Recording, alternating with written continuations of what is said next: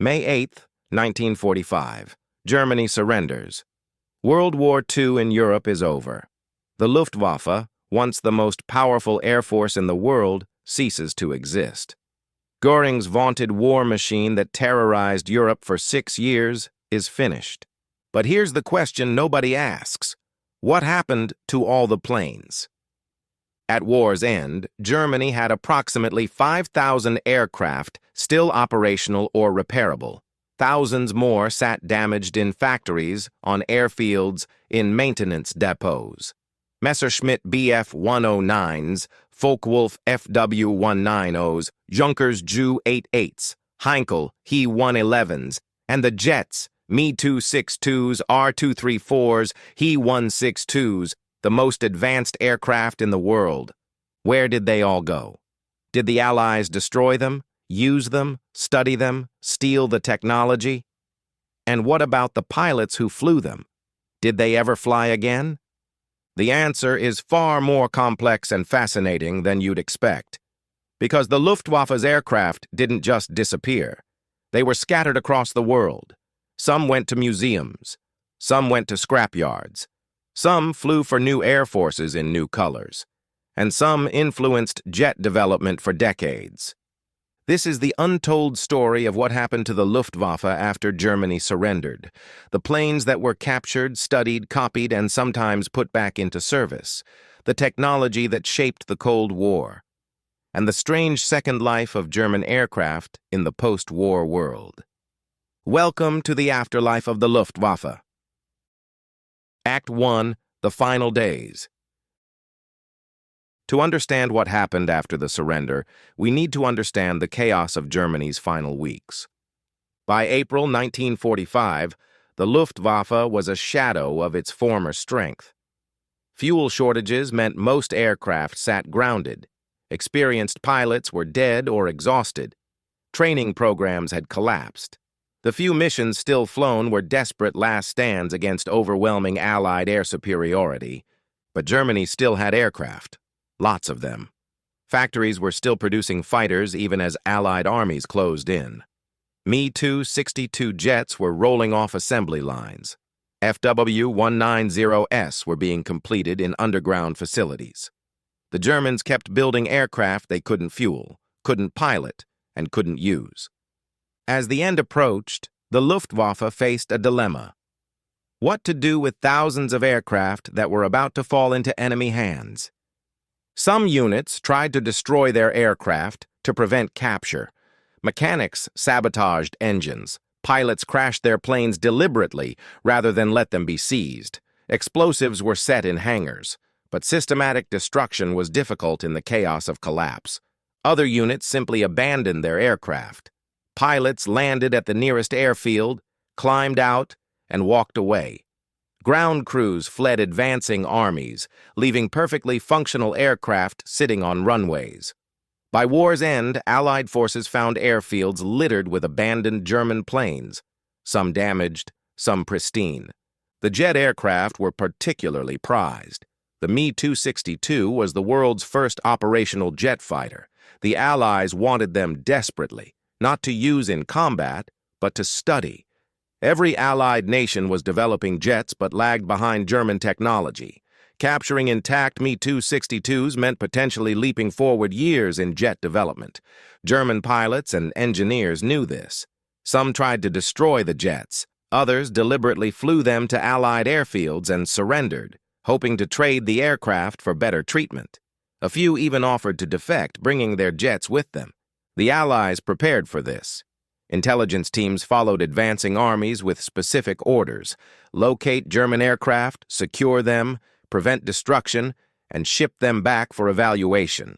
It was a race against time, sabotage, and competing Allied nations all trying to grab the best technology first. When the surrender came on May 8, 1945, the scramble intensified. Suddenly, every German airfield, factory, and depot was fair game. American, British, Soviet, and French forces fanned out across occupied Germany, grabbing everything they could find. What they found was astonishing. Act 2. The Great Aircraft Grab. The immediate post-war period saw the greatest technology transfer in aviation history.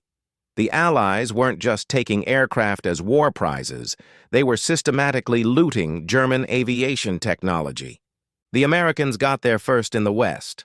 Operation Lusty, the code name for capturing Luftwaffe aircraft, began before the war even ended.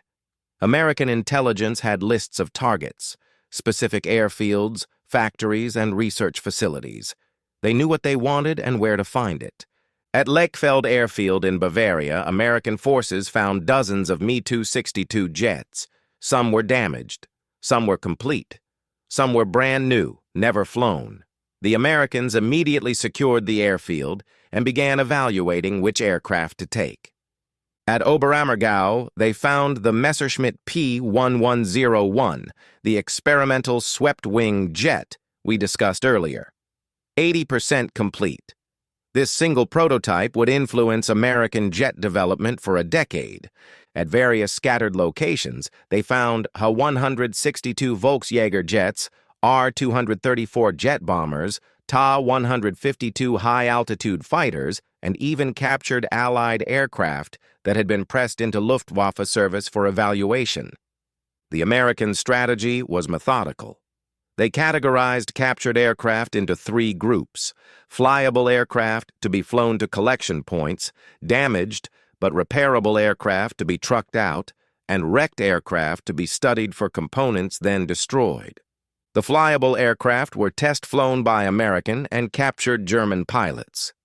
Yes, German pilots. The Americans needed someone who knew how to fly these aircraft, so they recruited Luftwaffe pilots who agreed to cooperate. These pilots flew German aircraft to Cherbourg, France, where they were loaded onto ships for transport to the United States.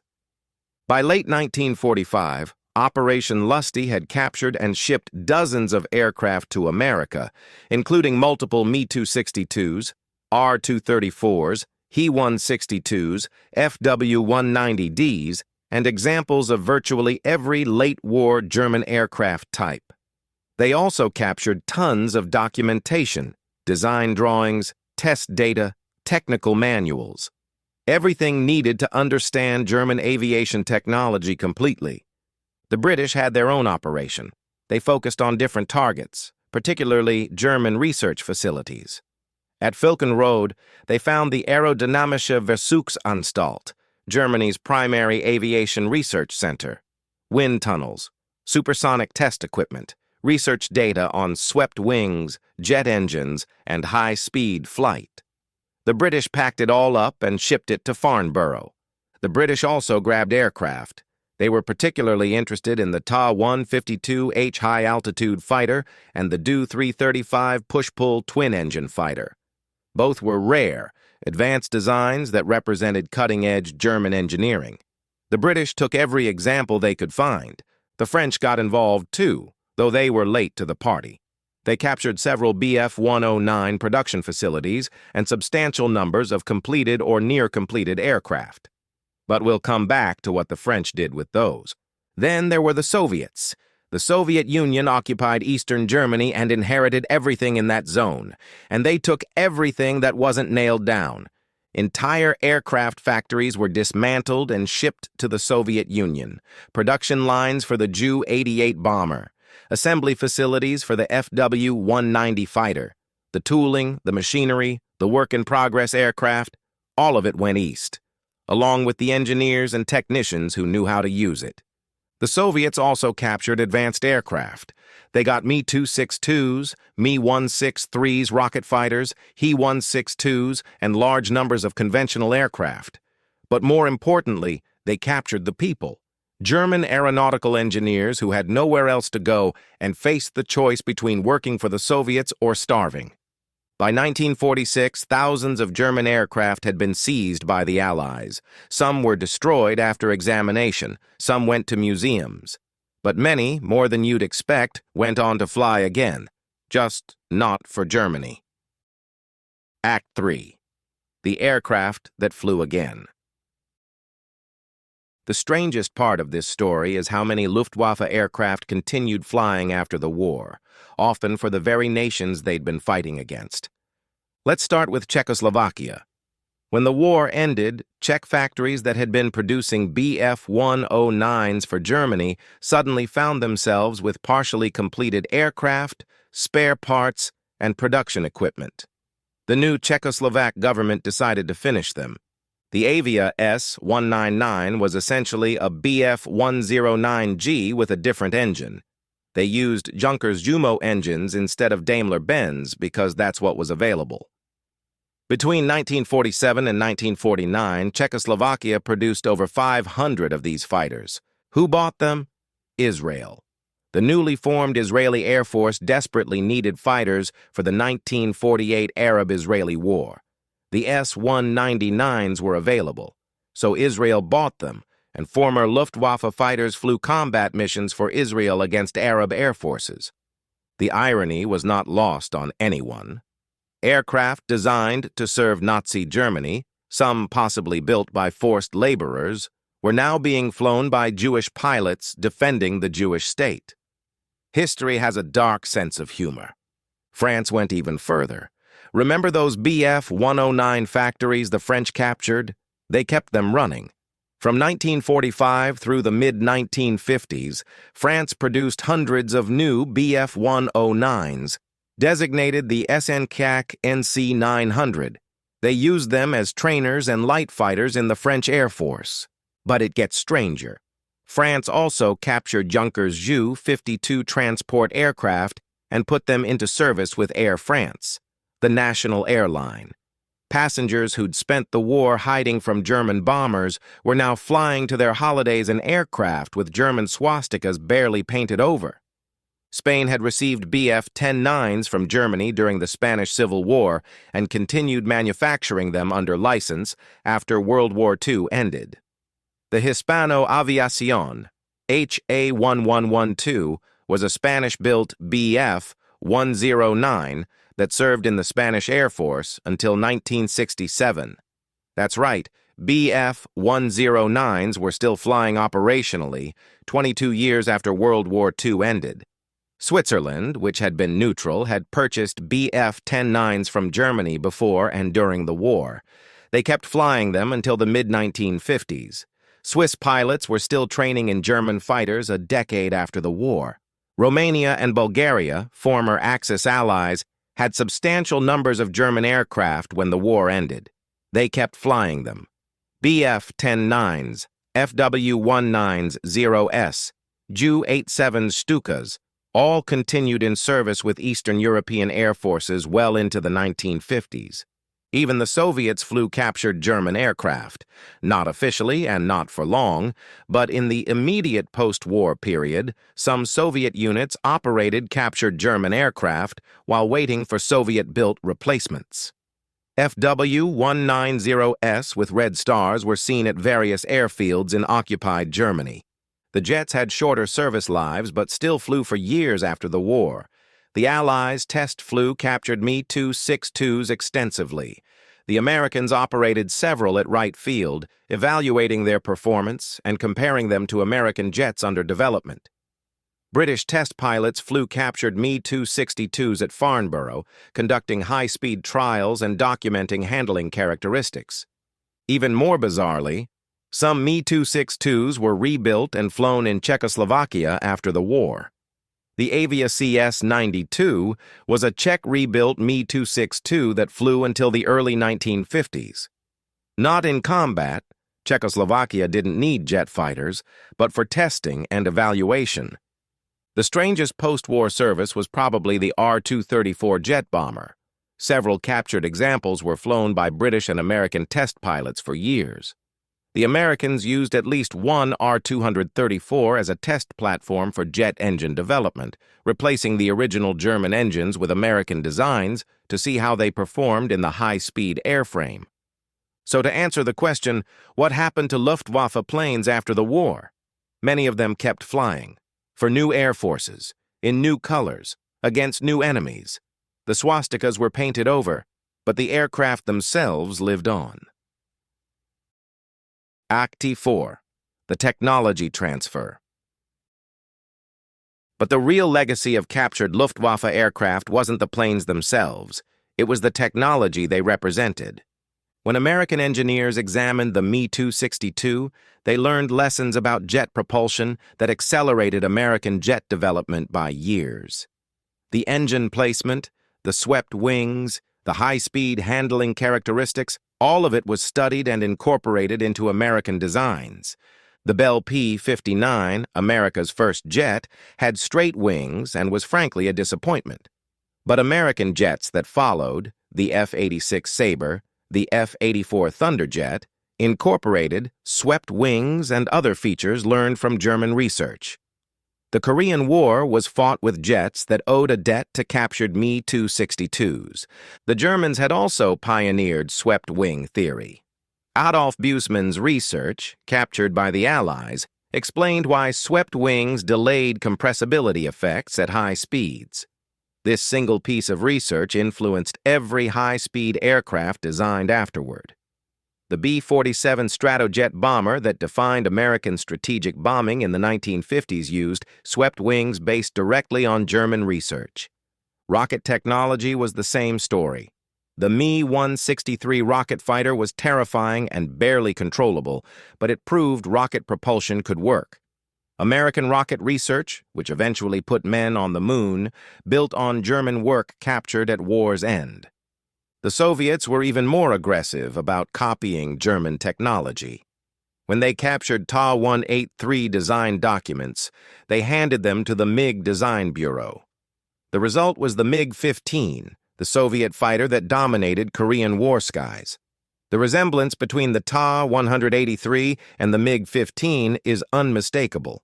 The Soviets literally copied the design.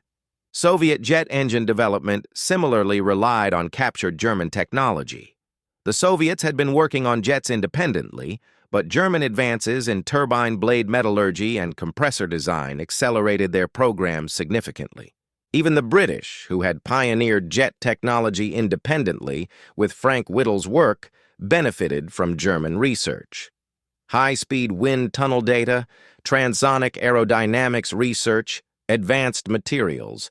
The British integrated all of it into their post-war aviation programs. But it wasn't just military technology. German aviation research contributed to civilian aviation too. Swept wings on commercial jets, improved turbine engines, high-altitude pressurization systems. All of these drew on research the Germans had conducted during the war.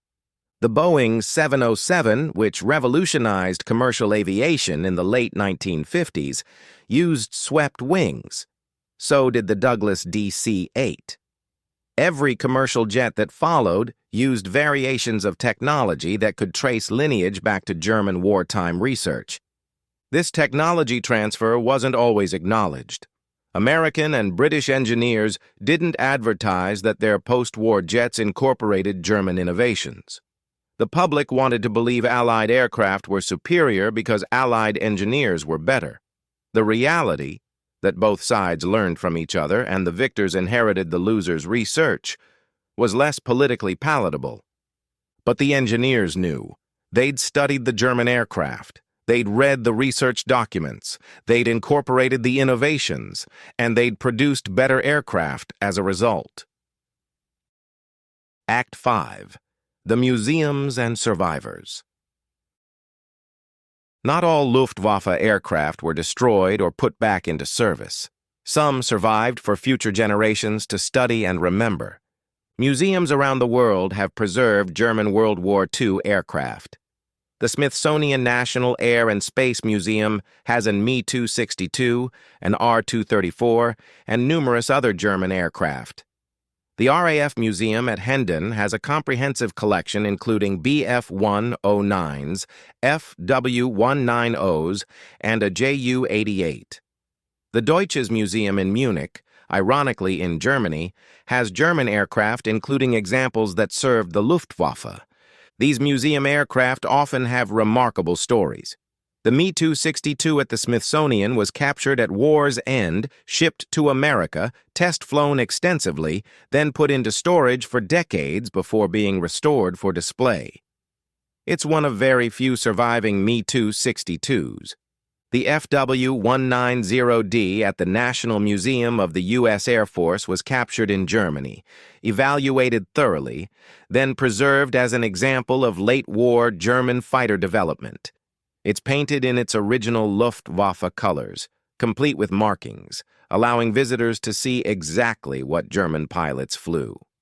Some aircraft have been restored to flying condition.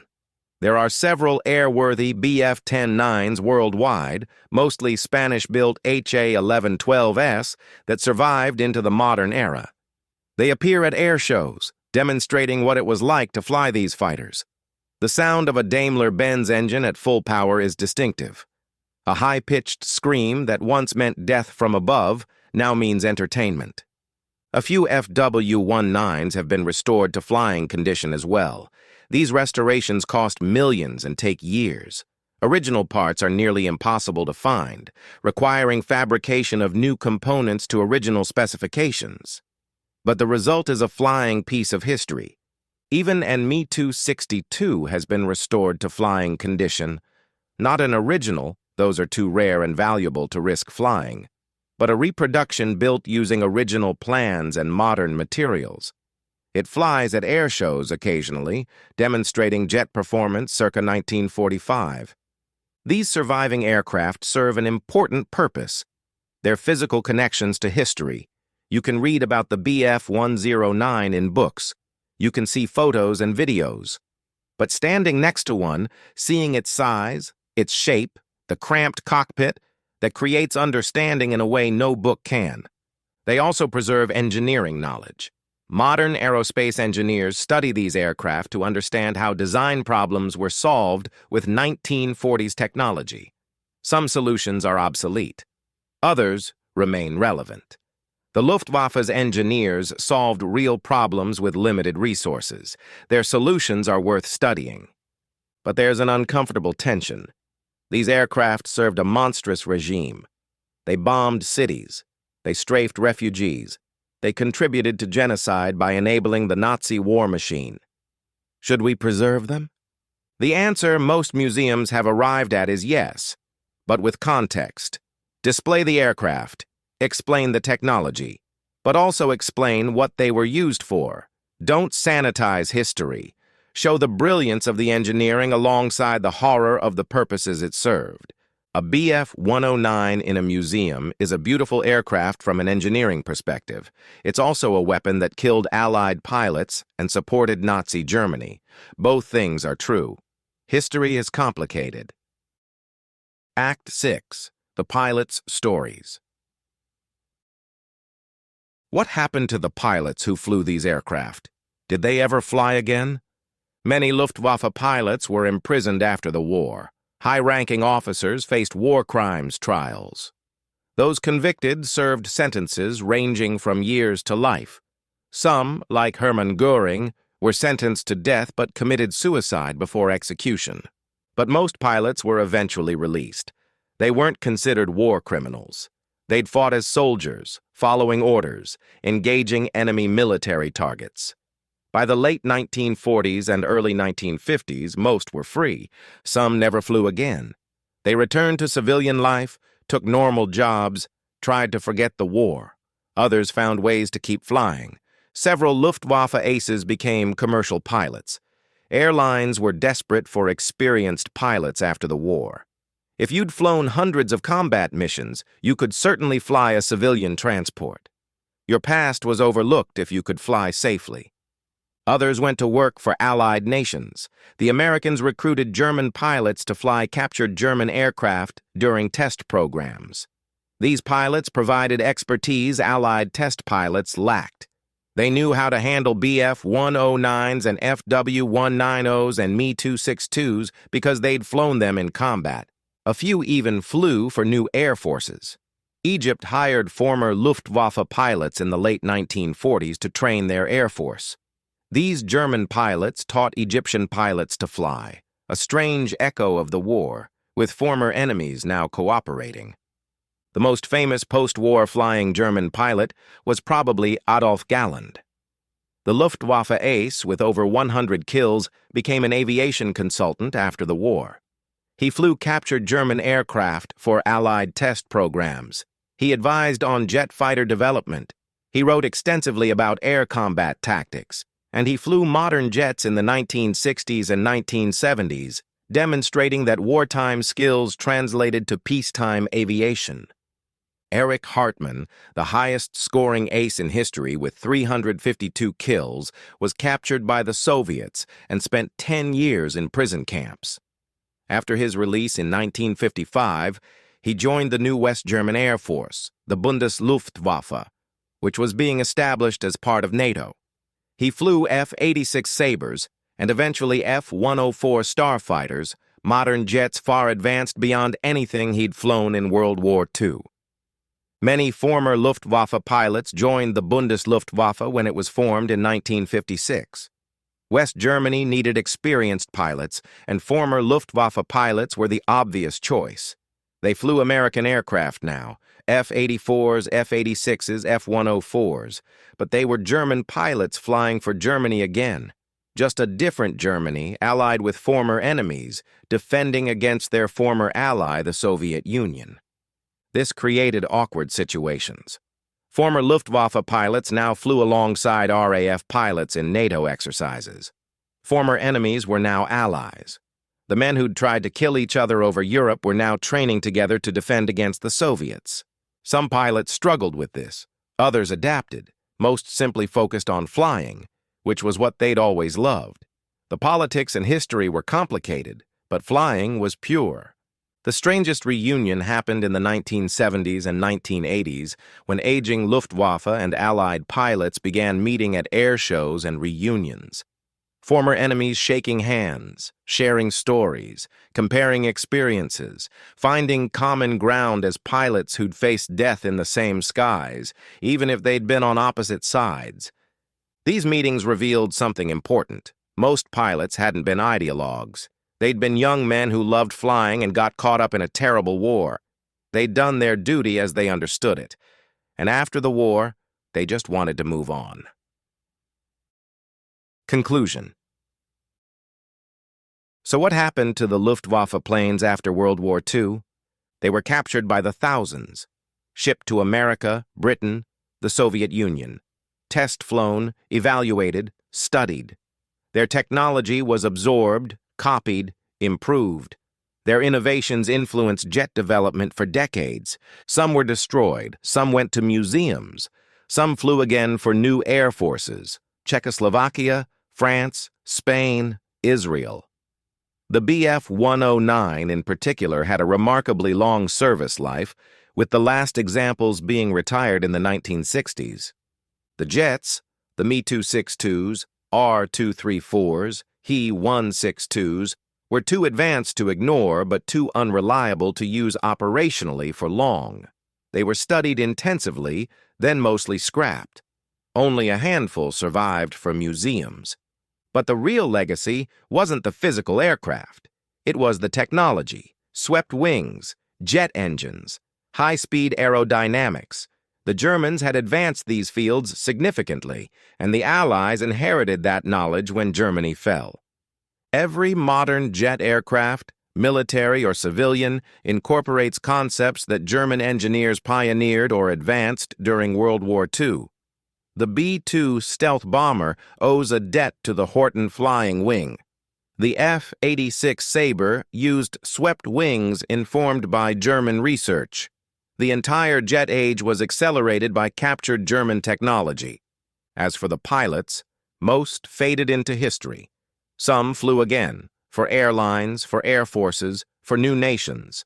Others never touched an aircraft after the war.